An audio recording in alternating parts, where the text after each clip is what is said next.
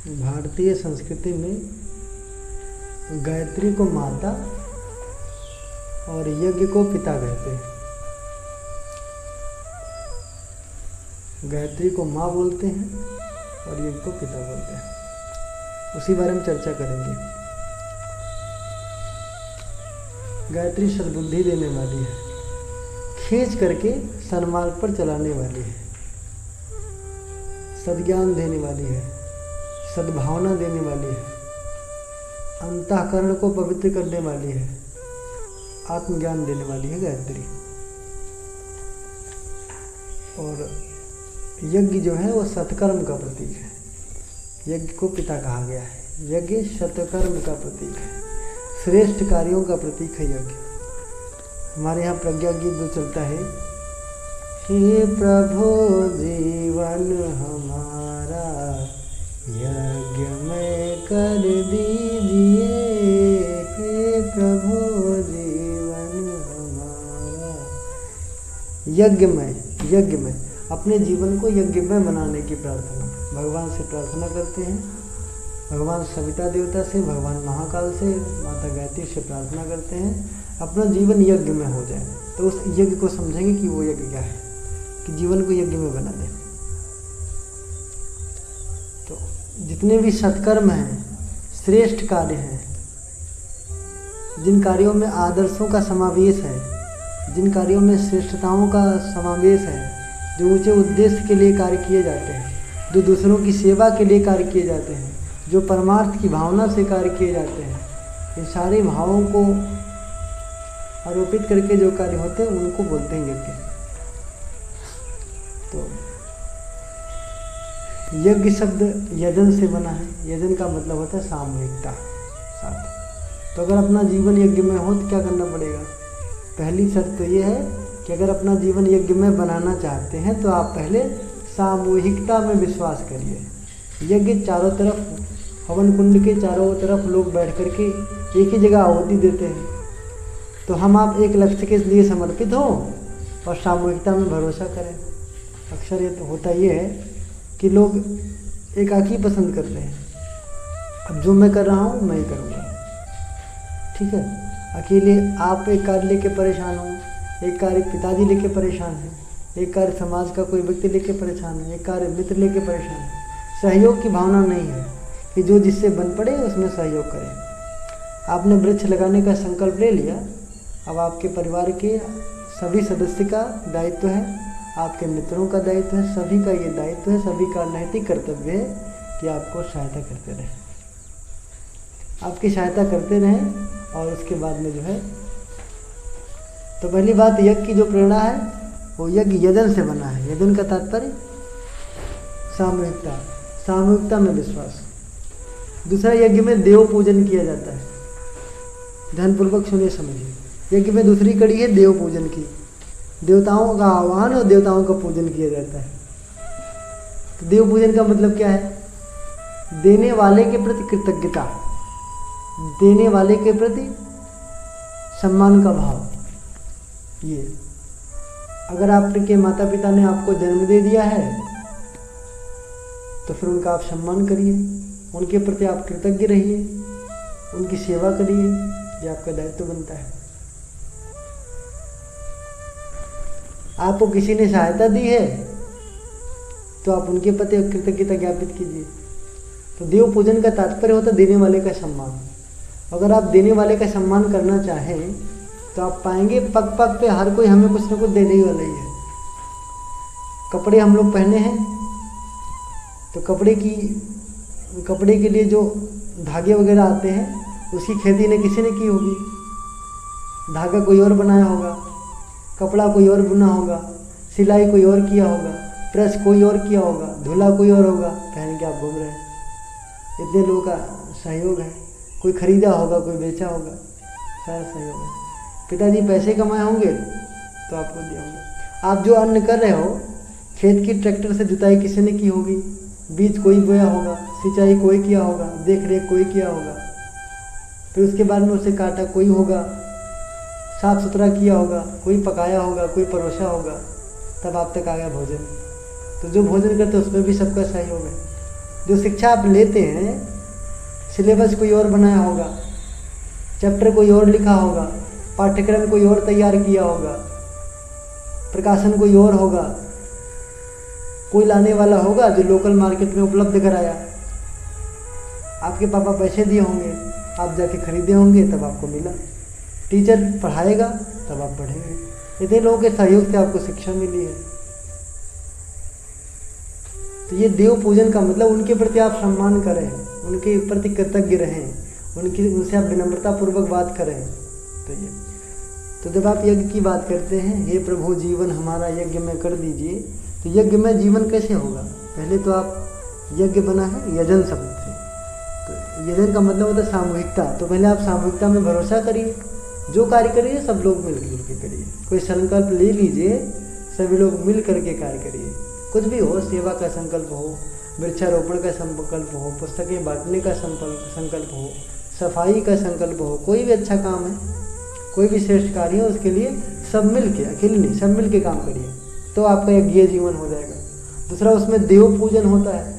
तो देव पूजन का मतलब जो आपको कुछ भी दिया हो, सलाह दिया हो, विचार दिया हो, प्रेम दिया हो, सम्मान दिया हो, वस्तुएं प्रदान किया हो, सहयोग दिया हो, दिशा दिया हो, ऊर्जा दिया हो, कुछ भी दिया हो, सबके प्रति आप सम्मान भरी निगाहों से उसको देखें और ज़रूरत पड़ने पर उसकी सेवा करने के लिए आप तत्पर हैं। तो दूसरा देव पूजन, ठीक है। और तीसरी बात, अब एक एक पॉइंट से आप कल्पना करिए अपना जीवन यज्ञ में कैसे होगा। यज्ञ में अग्नि जलाई जाती है, अग्नि से आप प्रेरणा लें, अपने जीवन को ऐसे बनाएं। अग्नि की 2-3 खासियत बहुत बड़ी है। एक तो ये, अग्नि की लौ ऊपर की ओर जाती है, संसार की सारी वस्तुएं नीचे की ओर जाती हैं। आप पुस्तक फेंक दें, आप बॉल फेंक दें आसमान में, आप खुद गिर पड़े तो ऊपर की ओर नहीं उड़ जाएंगे, आप नीचे की ओर जाएंगे। पर अग्नि ही एक ऐसी चीज़ है, ऊपर की ओर जाता है, ऊपर की तरफ, नीचे उसकी लौ नहीं आती। आपका यज्ञ जीवन तब होगा जब अपने व्यक्तित्व को आप ऊंचा उठाइए। कभी आप विनम्रता पूर्वक बोलते थे, आज आप विनम्रता पूर्वक भी बोलिए और विवेक से बोलिए। कभी आप थोड़े जानकार थे, आज ज़्यादा जानकार बनिए। कभी आपके अंदर थोड़ी पवित्रता थी, आज ज़्यादा पवित्रता। और आप देखते होंगे कि जब अग्नि जलाते हैं तो ऊपर की ओर उठता है, तो हमें तमाम कमजोरी आ जाती है, तो परिस्थिति बस आ जाती है, या तो भीतर के कुछ संस्कार बस आ जाता है। क्या आ जाता है, हम कभी 3 बजे भी जागते थे, वो भूल गए, 5 भी बाउंस कर जाता है, 5 के बाद जागते हैं, हम गड़बड़ी आ गई। हम कभी आधा घंटा ध्यान कर लेते थे, आज आधा पेज भी नहीं कर पाते। हम कभी 2 पेज स्वाध्याय करते थे, आज आधा पेज भी नहीं कर पाते। हम कभी 4 लोगों का सहयोग करते थे, आज 2 लोगों का भी नहीं कर पाते। तो हमें गिरावट आ रही है, ऊंचाई किधर की तरफ जा रही है, कहाँ जा रहा है। कभी हम 12 घंटा श्रम करते थे, आज 6 घंटे में चले आए। तो नहीं, अपने व्यक्तित्व को ऊंचा उठाइए। अग्नि, अगर आपका यज्ञ जीवन होगा तो आप सामूहिकता में भरोसा करेंगे, नंबर 1, जो कुछ करेंगे मिल बांट के करेंगे, एक। और दूसरी बात देव पूजन का है कि जो लोग देने वाले हैं, आपको देने वाले हैं, समाज को देने वाले हैं, उनका आप सम्मान करेंगे, उनकी आप सेवा करेंगे, उनको आप पुकारेंगे, उनसे आप प्रेरणा लेंगे। तो ये तीसरा है, अग्नि जलाते हैं तो अग्नि की प्रथम खासियत है कि लौ उसकी ऊपर की तरफ उठती है। अपने व्यक्तित्व को हम ऊंचे उठाते चले और वो समीक्षा करते रहें कि कल से आज कुछ आगे चले कि नहीं चले, ये करते हैं। अग्नि की और खासियत में देखें तो अग्नि प्रकाश स्वरूप है, अग्नि प्रकाश देता है। हमें धीरे धीरे ज्ञान का प्रकाश भीतर जलाना चाहिए। ज्ञान के प्रकाश का मतलब जो कुछ करें उसमें विवेक को मिला लें, सोच लें कि सही है कि गलत है, अच्छा है कि नहीं है, न्यायपूर्ण है कि नहीं है, सब पहले अच्छे से जांच लें तब कार्य करें।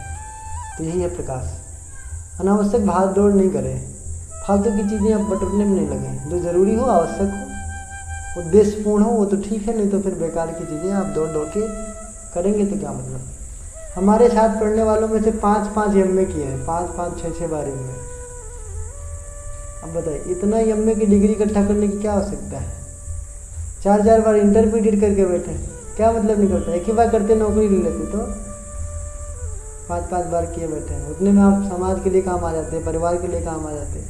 बेरोजगार बैठे हैं, कुछ कर लेते तो कुछ पैसा आ जाता, परिवार में पापा का थोड़ा सहायता हो जाता, लेकिन ये बात नहीं।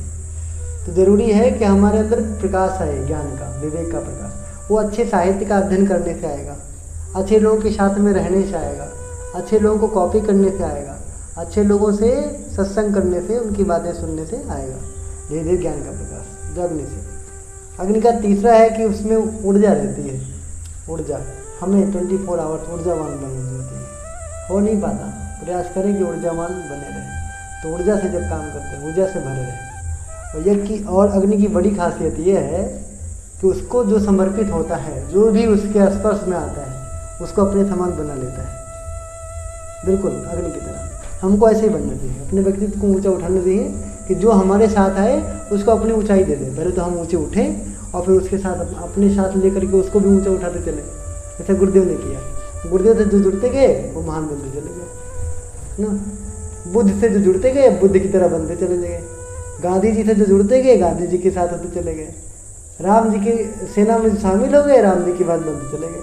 गुरुदेव कहते हैं कि एक जो हमारे यहाँ भंवर बोलते हैं, पर वो लता ना, लता होती है, अगर वो लता नीचे नीचे चले तो नीचे नीचे लता चले तो वो ऊंचाई नहीं तय कर पाए नीचे, पर चंदन के ऊपर जब वो लपेट उठती है तो दो बात हो जाती है। एक तो चंदन जितना ऊंचे है उतना ऊंचे वो चला जाता है ऑटोमेटिक, और चंदन की खुशबू भी ले लेता है। तो हमें भी अग्नि से सीखना चाहिए, हमसे जो लिपटे, हमारे साथ जो रहे, हमारी तरह हो जाए, हमारी तरह सुगंधित हो जाए, हमारे हिसाब से ऊंचा हो जाए। ये हम लोगों को भाव रखना चाहिए। तो यज्ञ में जीवन होने के लिए यज्ञ से प्रेरणा लें आप। यज्ञ से प्रेरणा, सामूहिकता की प्रेरणा एक, देव पूजन कर दो, और तीसरा आपका अग्नि से ऊंचा उठे, ऊर्जावान रहे, प्रकाशवान रहे, और दूसरों को अपने हिसाब से बनाते चले। लकड़ी यज्ञ में डाल दीजिए, अब लकड़ी नहीं रहेगी, अग्नि बन गई, वो सीधे हमारे साथ जो जुड़ गया अब वो खुद नहीं रहेगा, हमारी तरह हो गया। गुरु जी के साथ जो जुड़ गया वो खुद नहीं रहेगा, वो गुरु जी की तरह हो गया। उसका चिंतन, उसका चरित्र, उसका व्यवहार, उसकी भावनाएं सब गुरु जी में मिलती चली गई। इस हिसाब से जिए तो ठीक है, तीसरी शर्त पूरी होती है। अब हम लोग देखते हैं तमाम चीज़ें भगवान एक देवता को समर्पित भी करते हैं। क्यों? एक देवता को हम लोग फूल चढ़ाते हैं, तो पुष्प चढ़ा करके हम लोग भावना करते हैं। क्या भावना करते हैं? हे परमात्मा, हमको पुष्प सा बनने के लिए और पुष्प जैसा हम बन जाए, इसके लिए आप हमको शक्ति देते रहिए, ऊर्जा देते रहिए, प्रेरणा देते रहिए, भावनाएं देते रहिए, आगे ढकेलते रहिए। तो पुष्प की क्वालिटी क्या है? पुष्प पहली बात तो खिला होता है। खिला होने का मतलब चारों तरफ। हम आप क्या है? हम आपके अंदर ये क्वालिटी नहीं है। हमारे एक आध पत्ते खिल पाते हैं। कोई कलाकार है तो केवल कलाकार है, कोई पढ़ रहा है तो केवल पढ़ रहा है, कोई कमा रहा है तो केवल कमा रहा है, कोई आध्यात्मिक है तो केवल आध्यात्मिक है ना, कोई गंवा रहा है तो केवल गंवा रहा है, कोई पा रहा है तो केवल पा रहा है। ये एक पॉइंट। पर हमें पुष्प की भांति चौओर खिलना चाहिए। हमको संगीत भी आए, हमको गीत भी आए, हमको कंप्यूटर भी आए, हमको कमाना भी आए, हमको खर्चा करना भी आए, हमको इकट्ठा करना भी आए, हमको बांट देना भी आए, हमको ध्यान करना भी आए, है ना, हमें सहयोग करना भी आए, सहयोग लेना भी आए, समाज की सेवा भी करनी आए। मतलब जिस क्षेत्र में शादी विवाह गए हैं, गीत संगीत वाली पार्टी सजी हुई है, गीत हम भी गा दिए, कोई दिक्कत नहीं। डांस हो रहा है, अच्छा गाना चल रहा है तो हम भी डांस कर दिए, कोई दिक्कत नहीं। यज्ञ में बैठे हैं, मंत्रोच्चार हो रहा है, पंडित जी के साथ हम भी मंत्र बोल लिए, कोई दिक्कत नहीं। कंप्यूटर है, कंप्यूटर हम भी चला लिए, कोई दिक्कत नहीं। गाड़ी चलानी, गाड़ी हम भी चला लिए, कोई दिक्कत नहीं। अपना जीवन खिला होना चाहिए, सारे पत्ते खिले होने चाहिए। हमारे पास सर्वगुण संपन्न बनने की सामर्थ्य पैदा होते हैं। फूल की पहली क्वालिटी। और दूसरी क्वालिटी खिले होने का, हम मुस्कुराते रहें, प्रसन्न रहें, हमेशा उतरा उतरा चेहरा बना रहता है। और सुगंधी, फूल में बड़ी सुगंध होती है। अनायास अपना नाक जो है खींच करके हमें उधर लेके चला जाता है, सुगंध के नाते। अपने व्यक्तित्व में वो सुगंध होना चाहिए, अपने ईमानदारी में, अपनी कर्तव्य निष्ठा में, अपने कार्यशैली में, अपनी वाणी में वो सुगंध, वो प्राण होना चाहिए, जिससे अन्य लोग खींच करके हमारे पास चले आए। ऐसा कुछ हमें बनना चाहिए। भगवान के चरणों में पुष्प अर्पित करते हैं, समर्पित करते हैं और प्रार्थना करते हैं कि पुष्प शाम खिल जाए और खिलने के बाद में हम सुगंध बांटते रहें लोगों को, लोग हमसे आनंदित होते रहें। अक्षत चढ़ाते हैं, अक्षत माने अन्न, अन्न भी है तो उसमें अक्षत चढ़ाते हैं भगवान के चरणों में और ये भावना करते हैं भगवान ये पूरा पूरा पूरा पूरा संसार आपका ही तो रूप है, मैं आपके चरणों में अक्षत चढ़ा रहा हूँ और हमें बल दीजिए ताकि ये संसार के चरणों में मैं अपना सब कुछ समर्पित कर पाऊँ। अन्न है, वस्त्र है, जल है, सब कुछ दूँ, तभी तो भगवान के लिए चरणों में जल भी चढ़ाते हैं, वस्त्र भी चढ़ाते हैं, यज्ञोपवीत भी चढ़ाते हैं, फल भी चढ़ाते हैं और मीठा भी चढ़ाते हैं। जितना कुछ संसार है सबको हम मीठा भी दे पाएँ, अन्न भी दे पाएँ, वस्त्र भी दे पाएँ, जब जिसके पास आवश्यकता हो उस तक हम पहुंच जाए, जो हमारे पास है सब लेकर के। ये दिल चौड़ा करने का सामर्थ्य भगवान हमको प्रदान करे, ऐसी दिशा ऐसी शक्ति हमको प्रदान करे, ये हम लोग भावना करते हैं। और जब भगवान को मिष्ठान चढ़ाते हैं तो भावना करते हैं हे परमात्मा हमारी वाणी बहुत प्रिय हो, मीठी हो। मीठी का मतलब दिशा देने वाली, मीठी का मतलब ये नहीं होता कि चापलूसी करो आप, मीठी का मतलब हो किसी से ऐसा बोलो कि इससे दिल को पहली बात चोट नहीं आए, दूसरी बात तो दिशा पा जाए, उसे नया रास्ता मिल जाए, उसी को मीठा बोलते हैं। तो मीठी वाणी हमारी हो जाए। आपको मिष्ठान चढ़ाते हैं मेरे अंदर भी मधुरता आ जाए, वाणी में, व्यक्तित्व में, चरित्र में, कार्यशैली में, दृष्टिकोण में, सब में मिठास आ जाए तो बड़ा अच्छा लगे। तो ये भावना करते हैं, यज्ञ की बात पूरी होती है। यज्ञ में हम औषधि की आहुति देते हैं। औषधि, औषधि आप कल्पना करके देखिए, औषधि का मतलब अब हम लोग जो यज्ञ करते हैं नित्य वाला, उसमें लगभग 40 से ज़्यादा जड़ी बूटियाँ मिली हुई हैं, जिसमें गिलोय है, तुलसी है, नीम है, काली मिर्च है, समोता, उसमें जो मतलब स्वास्थ्यवर्धक है, ऐसे मैंने नाम पढ़ा था तो मैं थोड़ा भूल रहा हूँ। 40 से ज़्यादा औषधियाँ उसमें मिली हुई हैं, प्लस गुड़ भी डाला जाता है और घी भी डाला जाता है। ये सब वायरस के और बीमारियों के अच्छे काट हैं, ये पूरा वातावरण में फैल जाते हैं और 8 किलोमीटर तक बताते हैं कि यज्ञ का जो प्रभाव होता है लगभग 8 किलोमीटर तक प्रभावित करता है पूरे वातावरण को। औषधि डालते हैं तो भगवान हम समाज को औषधि देते रहेंगे। कौन सी औषधि? कोई व्यक्ति बीमार है चिंतन से तो उसको ज्ञान की औषधि पकड़ा देंगे। गुरुजी ने 3200 किताबें लिखी, ये सब बीमारी का इलाज है। लोग चिंतित बैठे हैं, तनाव में बैठे हैं, दुश्चिंतन में बैठे हैं, ये औषधि है, ढूंढिए, ले जाके दे दीजिए, खुराक पी ले, ठीक हो जाए। अब चीनी लेके घोल नहीं बना ले, पढ़ के पिए, वो पढ़ के आशीर्वाद करे, जीवन ढर्रे पर आ जाए। औषधि देते रहें, ठीक हो जाए। अपने पास जो कुछ औषधि है, भोजन रूपी औषधि है, विचार रूपी औषधि है, हम समाज को प्रदान करते रहें। अगली बात, यज्ञ की एक सबसे बड़ी खासियत होती है कि जो कुछ औषधियाँ हम उसमें डालते हैं वह वायुभूत हो जाती है, धुएं के माध्यम से वायुभूत आ जाती है और पूरे वातावरण में फैल जाती है और बिना पक्षपात किए, बिना भेदभाव किए सबको वो लाभ मिलता है। अगर हमने जड़ी बूटियों की आहुति दी, उसमें जो कुछ वायरस काटने वाला जो कुछ बना, धुएं के माध्यम से वायुभूत हो गया। अब छोटे को, बड़े को, राजा को, रंग को, अमीर को, गरीब को, पढ़े को, अनपढ़ को, चींटी को, प्राणी को, हाथी को, गधे को, सुअर को, राक्षस को, है ना, इंसान को, देवता को, जो कोई समाज में होगा, संसार में होगा, सबको समान रूप से बिना किसी भेदभाव के बराबर मात्रा में वो मिलता होगा। वो औषधि का सब लोग लाभ लेंगे। तो सबसे बड़ी प्रेरणा यज्ञ की यही है कि अपने को बिल्कुल पक्षपाती, निष्पक्ष बना ले। निष्पक्ष बना लेंगे का मतलब सबको बराबर मात्रा में, हम कहीं भेदभाव नहीं देखें, कुछ भी करें तो भेदभाव नहीं देखें।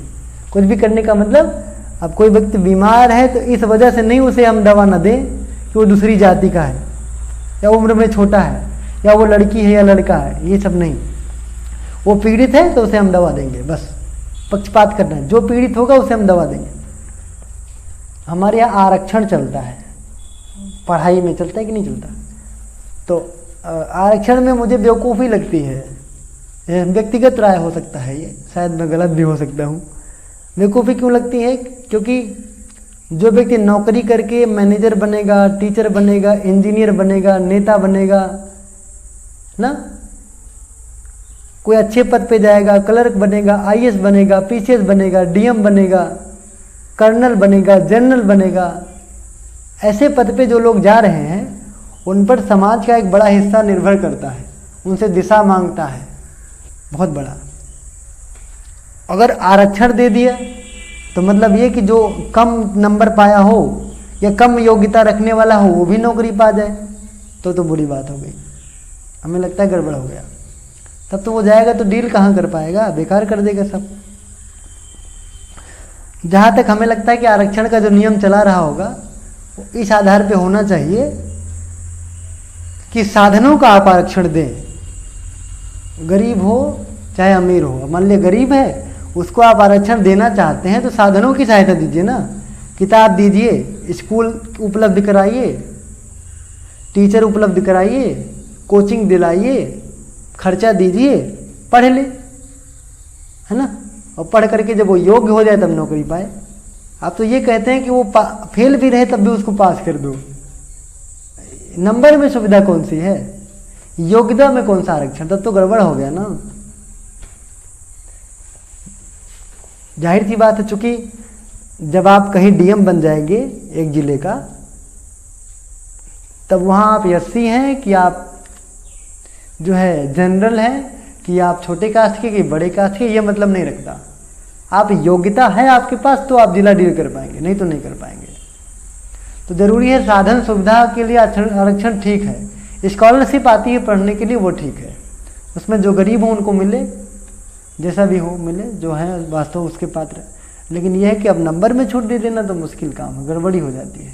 इसमें कमज़ोर लोग ज़्यादा आ जाएंगे। पता लगा कोई व्यक्ति अब जनरल है, वो बहुत योग्य व्यक्ति है, आरक्षण की वजह से उसका आया ही नहीं और लोग सेलेक्ट हो गए, उसका नंबर ही नहीं आया। तब तो एक योग्य व्यक्ति को आप केवल कुंठा में भेज दिए, उसका जीवन बेकार हो जा रहा है। अयोग्य है वो आरक्षण के बलबूते पहुँच गए, उनको सही गलत पता ही नहीं, गड़बड़ा गया। तो साधनों का होना चाहिए ना। तो यज्ञ जीवन जब हमारा बन जाएगा तो हम पक्षपात नहीं देखेंगे, निष्पक्ष भाव से सारा कार्य करेंगे, सबको बराबर मात्रा में सबको देते चलेंगे। हम लोग फिर क्या करते हैं, आरती करते हैं, भगवान से प्रार्थना करते हैं और यज्ञ के चारों तरफ परिक्रमा करते हैं। परिक्रमा करने का तात्पर्य क्या है, हम सभी लोग यज्ञ के चारों तरफ परिक्रमा करते हैं। जो इतना गुणवान यज्ञ है उसे हम प्रार्थना करते हैं, उसकी परिक्रमा करते हैं। जब कभी यज्ञ की तरह कोई गुण रखने वाला व्यक्ति हो, मतलब जो सामूहिकता में विश्वास रखता हो, जो सबको साथ लेकर चलता हो, सबका साथ सबका विकास वाली बात करता हो। मैं राजनेता की बात नहीं कर रहा हूँ, मैं तो सोचो भाई बीजेपी वाली बात कर रहा, नहीं। आप सबको साथ लेके चलते हो, आप हो, हम हो, कोई हो, सबको साथ लेके चलने वाला व्यक्ति हो, एक सामूहिकता में भरोसा रखे, देवताओं का देव पूजन करने वाला हो, मतलब जो देने वाले हो उनका सम्मान, उनका सहयोग, उनकी सेवा करने वाला हो। दो, जो अपने व्यक्तित्व को ऊंचा उठाने में भरोसा रखता हो, ऊंचा उठाए, अपने को तपाए, अग्निसा बनाए, अपने को ज्ञानी बनाए, स्वाध्याय करे, सत्संग करे, चिंतन को पवित्र बनाए, उत्कृष्ट बनाया हो, जो अपने को अपने साथ लोगों को लेता हो, अपनी तरह बना देता हो ना, इस तरह का व्यक्तित्व हो। जो फूल की तरह खिला हो, जो अपने यहाँ जो अन्न वस्त्र है वो समाज में सबको देने के लिए तैयार हो सब कुछ। जो प्रसन्नचित्त व्यक्ति हो, ऊंचा उठा हुआ व्यक्ति हो, परमार्थ भावी व्यक्ति हो, त्यागी पुरुष हो, सेवा भावी व्यक्ति हो, करुणामयी व्यक्ति हो, यज्ञ की तरह वो हो गया, तब आप उसकी परिक्रमा करें।